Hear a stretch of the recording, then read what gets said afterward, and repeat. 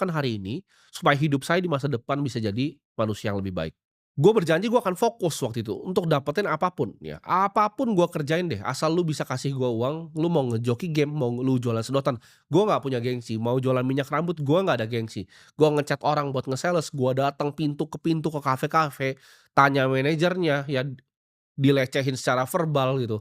Gua nggak masalah ya, apapun gua lakukan demi uang.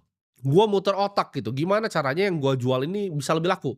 Ketika waktu itu transisi dari Kaskus ke Tokopedia, di situ gua lihat gitu, oh gimana caranya gua bisa iklan di Tokopedia, gimana caranya gua bisa jualan gua lebih laku, apa value add yang gua bisa tambah di produk gua, ya.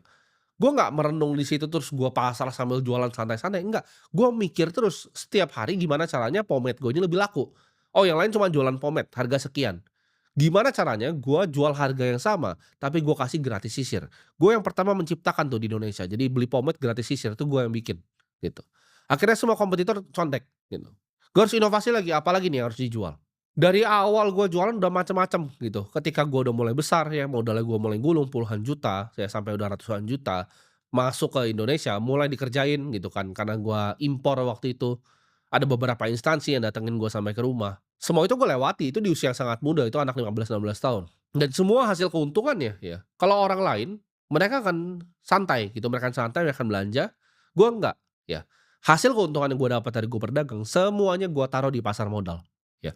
Semua yang gua punya itu gua investasikan. Jadi gua berdagang dapat uang, ya, gua putar uangnya untuk dagang dapat uang lagi, semua uangnya yang gua punya gua taruh untuk gua investasikan.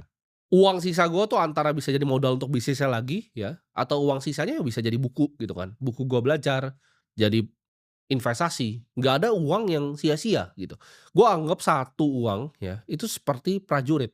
Dia harus